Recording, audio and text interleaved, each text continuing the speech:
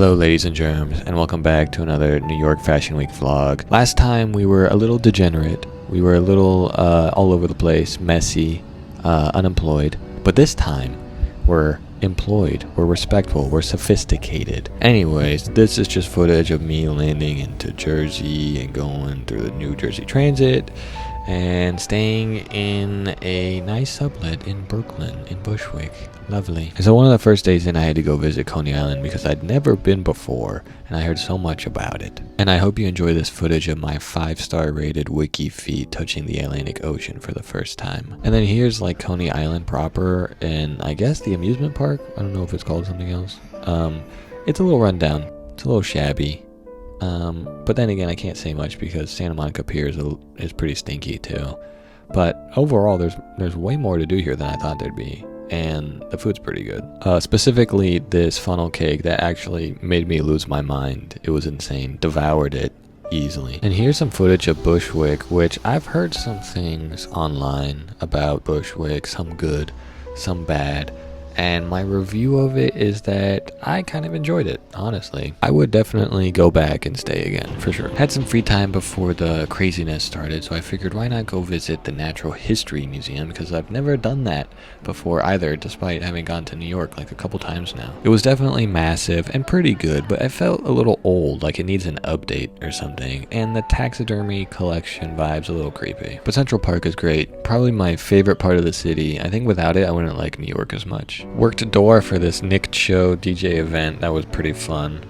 And got recognized by some fans who said they appreciated my work on YouTube. So shout out to them if you guys are watching this video. Also, why is it that the subway is always like 20 degrees hotter than the rest of the city? Anyways, so there's this food festival that's held like every Saturday in Brooklyn. I think it's called Smorgasborg. And I ended up buying this dragon fruit drink that was okay. It didn't really taste like anything, but it came in its own fruit bowl. However, these like Italian meat sticks were actually really good. And it wasn't a lot of meat on the sticks, but the flavor was good, so it was kind of worth it. But the real star of the show was this Mexican style elote, corn on a stick. And I clearly love elote because I'm chewing on this thing like a stray dog, like a straight freak. What I love about this park though is that it's right on the water and you get an insane view of Manhattan that you can't really find anywhere else. Anyways, going into the city, I wanted to try this one hamburger joint called Hamburger America that's kind of like all over YouTube and the news and this and that,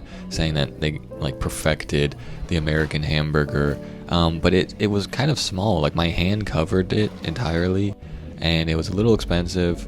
The flavor was good, I will give them that.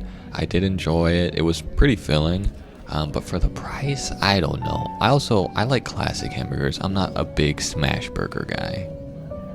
And here's me at the office/showroom, clearly pretending to do some work when I'm not. No, but I actually think that I'm a decent employee. You know, I pay attention, I get my work done, I'm fast, I'm respectful, I'm sophisticated, all that good stuff. But then I finished early and I didn't really have anything to do with myself, so I figured why not go nearby to Washington Square Park. And I was a little disappointed because I didn't see any like TikTokers or YouTubers making videos here, which I expected. Here's some footage from the MoMA.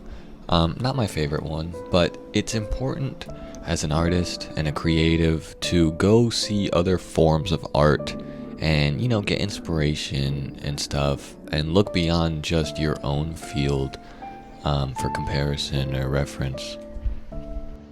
And here's the infamous Kiki's, which is just a Greek restaurant, but for some reason it's in a bunch of New York City memes. And the food was pretty good and the price was reasonable, but it felt like I was eating in a Brandy Melville because all the waitresses were like late teens, early 20s girls dressed in like loose tank tops and bloomers. I don't know, there was just kind of like a weird vibe going on. The thing I like about New York is that no matter where you are, where you go, where you look, there's always going to be something interesting or funny or unique happening, or it's always something going on. It never stops. It's always alive, you know? Took a little trip to the Guggenheim, and hot tip for any of you who are interested in going to New York City and visiting the museums, there is a program called Museums for All, where if you have a Snap EBT card, you can get up to 4 tickets for free.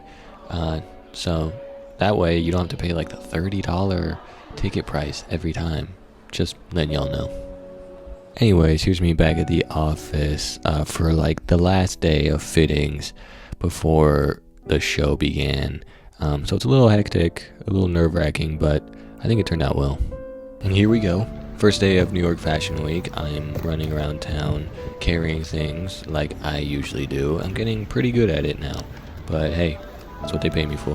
This was the first show I worked for a brand called Iced Hong. I might be butchering that completely, but great location. I loved the carved wooden ceilings and these huge fireplaces in this ballroom. Then right after that one, ran across town to do the Colina Strada show in this, I believe it's a graveyard, but it's kind of like a garden, and the whole theme was very garden, fairy kind of stuff, and I was into it. It was a great show. By the end of this first day though, my feet were like swollen and it felt like my toenails were coming off. Then the next show I worked was a brand called Gabe Gordon, and they were having their show in this high school, which was kind of fun. It was kind of surreal. It felt like I was at my high school reunion and nobody showed up. Oh, and I ate like this falafel pita sandwich that they had there, and there was this piece of metal, I think from like a steel wool brush, that was stuck in one of the falafels and almost killed me. And here they are rehearsing for the show, which took place around these like super long lunch tables where all the guests just sat down choosing a seat freely. And I was into the whole like Midwest high school knitwear kind of vibe that was going on, and I liked some of the pieces, and it was a good show, great team. And here's me looking tired and wearing the same exact outfit I've worn for almost the entire fashion week, and you'll probably see it repeat again because I didn't bring that many clothes with me from Paris. I should have known better, but I only brought my summer stuff. And what you're seeing right now is a presentation from this brand 5000 that I believe is from Oakland, and it was this kind of relaxed theme where the models would just stand around and people could walk around, interact with them, and see the clothes moving. And this was backstage of the show for the brand Kukuleli Shaheen, which I had been working with prior to Fashion Week, which is all that footage you saw of me in the office and showroom. But this is finally their show. Great show, great team, incredible clothes, honestly. Like everything is just handcrafted to perfection and really cared for, and it shows. This was the view from Public Hotel, which was the same hotel from last Fashion Week where I was freezing my chochones off, except it was way better this time around. Now we're at the last day of Fashion Week, closing it off with Melita Baumeister. And before the show there were these interpretive dancers doing a piece, but I was a big fan of these nose spray painted all over the walls. But yeah, cool clothes, cool location, cool looking people. It really did remind me of like Paris Fashion Week style shows, and even Offset made an appearance walking the runway. But it was cool because from where I was standing I got to see like the whole behind the scenes action of everyone lining up and all the looks in this up close. I did like the raw feel of this show and the location, and it had a great view too. And I had my first ever bacon, egg, and cheese, and to be honest, I think it's great for the price. It's super filling, but it was a little dry. It needed like a sauce or something spicy like Tabasco. But would I get it again? Yeah, probably. And this was the last and final show I got to see for Ben Doctor,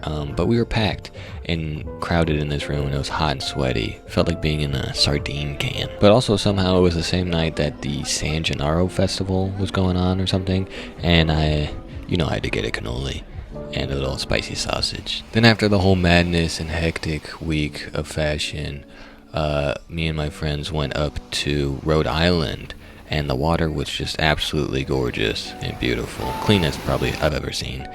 And here's me laying in the sun, smiling like a goofy idiot, getting completely roasted alive. And that's it. That's the video. So thanks for watching another New York Fashion Week vlog of mine. Hope you enjoyed. As always, like, comment, subscribe, and I will see you on the next one. Bye.